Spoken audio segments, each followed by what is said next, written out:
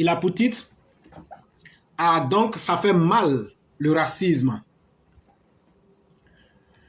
Je vois sur la toile des chapelets de réactions épidermiques relatives à l'arrestation et à la détention de Yao Kouakou Yves Herman.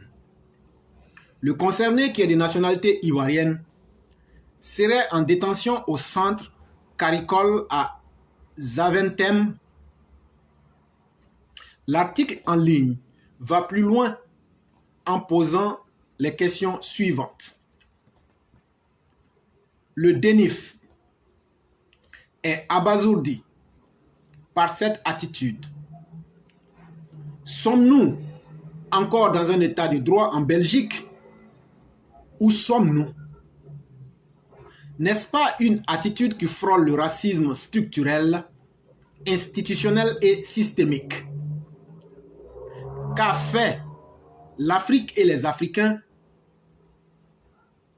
contre la Belgique politique pour subir en permanence ce traitement indigne, inhumain et négrophobe de la part de sa police des frontières?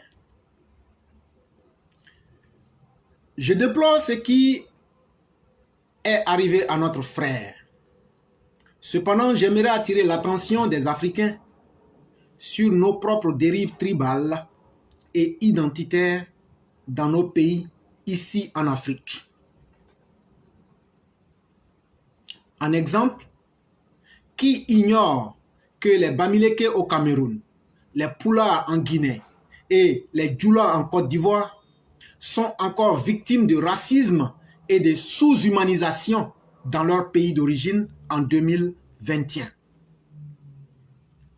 Ne faisons pas semblant d'ignorer les guerres civiles à base ethnique au Soudan du Sud, dans le Biafra au Nigeria, au Rwanda entre Hutus et Tutsis, et aussi dans l'Ituri en République démocratique du Congo, et la chasse aux Africains en Afrique du Sud, orchestrée par les Noirs africains, et j'en passe. Tant que les Africains ne grandiront pas mentalement pour se mettre au-dessus des barrières ethniques, religieuses et linguistiques, comment voudrions-nous que le reste de l'humanité nous prenne au sérieux? L'homme noir africain n'aura ses souffrances respectées que quand nous aurions appris à nous respecter vraiment entre nous-mêmes. Nous ne sommes pas obligés d'être les meilleurs copains de la Terre, mais nous pouvons au moins respecter nos humanités communes. C'est après cela que le monde, c'est-à-dire les autres, nous accorderont un peu de dignité et de respect. N'est-il pas temps d'arrêter notre hypocrisie sociale et de poser le problème de notre racisme entre Africains? Pour enfin parler de cet état de fait, à savoir pourquoi l'Africain n'aime pas l'Africain, pourquoi l'homme noir n'aime pas l'homme noir, pourquoi autant de fossés entre nous, pourquoi autant de mépris, de désunion, de haine, de xénophobie, de mésentente. En un mot, pourquoi autant de racisme entre Africains?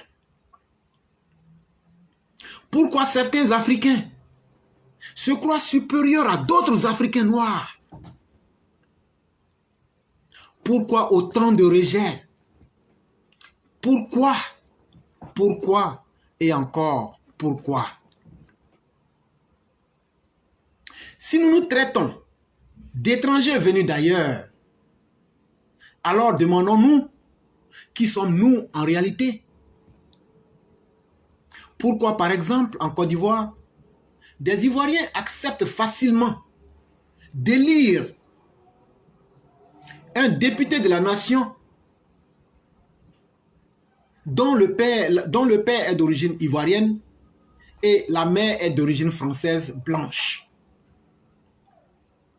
Et dans le même temps, ces mêmes Ivoiriens acceptent difficilement un autre Ivoirien dont la mère est d'origine ivoirienne et le père d'origine sénégalaise, burkinabé, congolaise ou etc. En tant que gouverneur dans une localité du pays. Toutes les questions que nous nous posons doivent forcément trouver des solutions entre nous, Africains. Si cette question de racisme, de xénophobie, de haine, d'animosité entre les Africains est bien traitée et bien corrigée, nous pourrons aboutir un jour aux États-Unis d'Afrique. Et si nous sommes unis, comme le dit Tikenja, ça va faire mal. Pendant que le reste du monde va sur la planète Mars, pendant que le reste du monde se dispute les parcelles de la partie sombre de la Lune, notre pauvre Union africaine, qui n'existe que de nom, ne voit même pas les dégâts de notre propre racisme entre nous, Africains. Le pire ennemi de l'homme africain demeure son semblable africain. Source éclaireur pro-vérité.